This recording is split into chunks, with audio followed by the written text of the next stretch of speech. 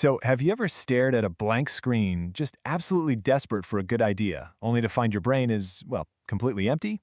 Or maybe it's the exact opposite for you. You're so overwhelmed by the sheer volume of articles, podcasts, emails, and feeds that your mind feels like a crowded, noisy room where you literally can't even hear yourself think.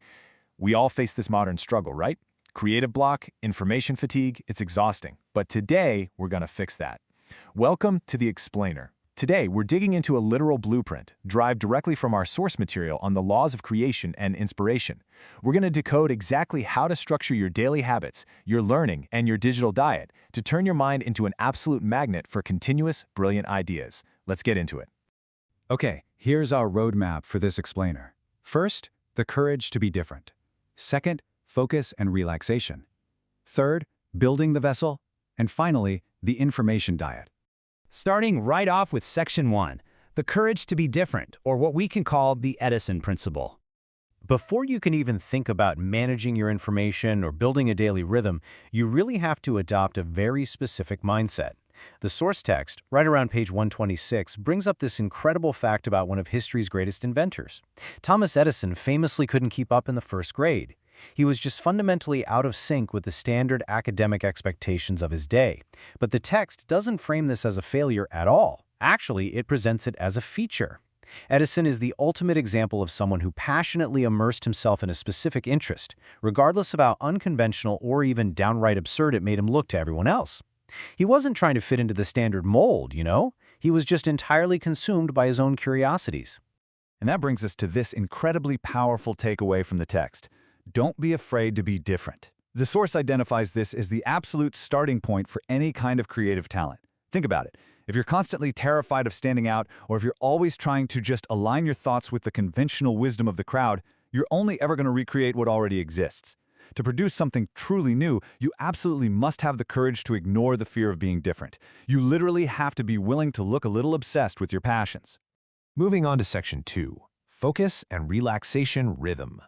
Okay, so once you actually have the courage to pursue your unique interests, you need a process. Because, let's be real, inspiration rarely strikes like a random bolt of lightning out of a clear blue sky.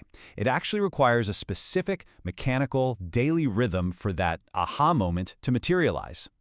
The author outlines on page 142 the absolute necessity of a pendulum swing between two opposing states, intense concentration and complete relaxation. You simply cannot have one without the other if you want to generate real creative insights. The crucial thing here is understanding how these two states interact. On one side, we've got concentration. This is the deep effort, the continuous study, the aggressive gathering of knowledge where you're really wrestling with a problem. But if you just stay in this redline state forever, your brain locks up. You have to swing to the other side, relaxation. The text explicitly points out that inspiration often arrives during moments of complete mental unwinding, like taking a walk in a park or just relaxing by the sea. You load the data into your brain through that intense, fast-paced concentration, but then you have to step away. You have to completely relax to allow your subconscious to connect all those dots and hand you the brilliant idea. All right, Section 3, Expanding Your Inspiration Vessel. So, you've got the courage to be different, you're practicing that rhythm of focus and relaxation, but how do you make sure that when those creative sparks actually fly, you can catch them and turn them into something substantial? Well, the source uses this brilliant metaphor, the vessel. Think of your mind as a container. Your vessel is your personal capacity to receive ideas, and it directly correlates to the quality and volume of inspiration you can catch. If your vessel is tiny, you're only going to catch small, fleeting ideas.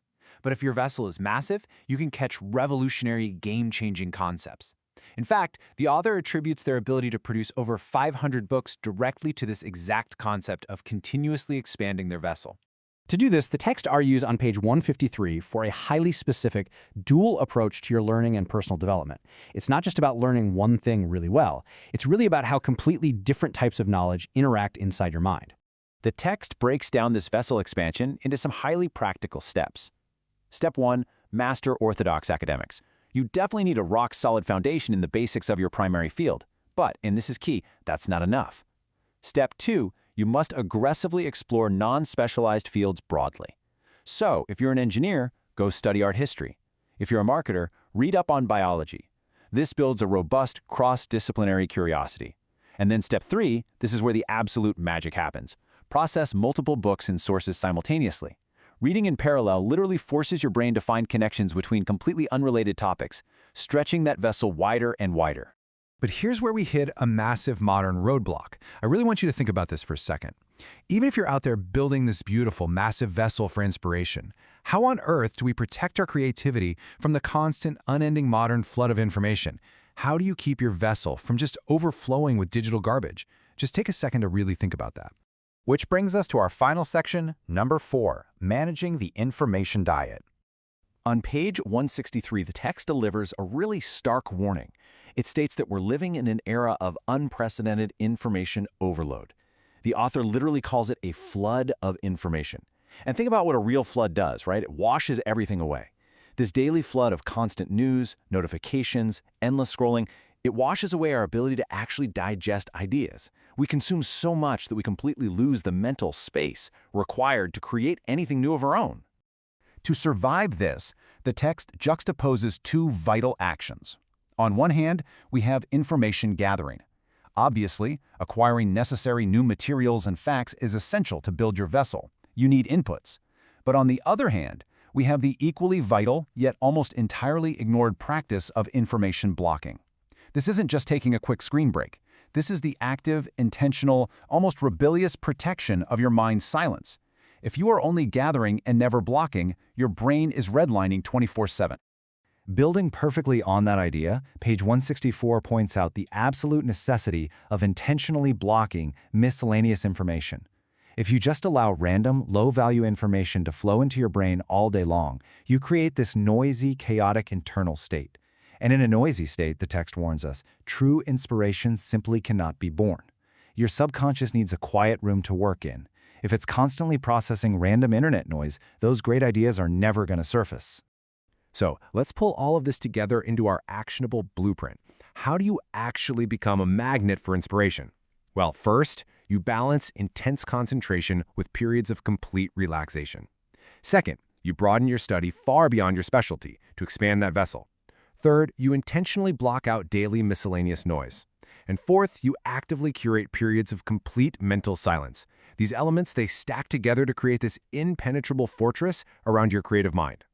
I really want to highlight this core thesis derived from the text. You must deliberately create time where information does not enter.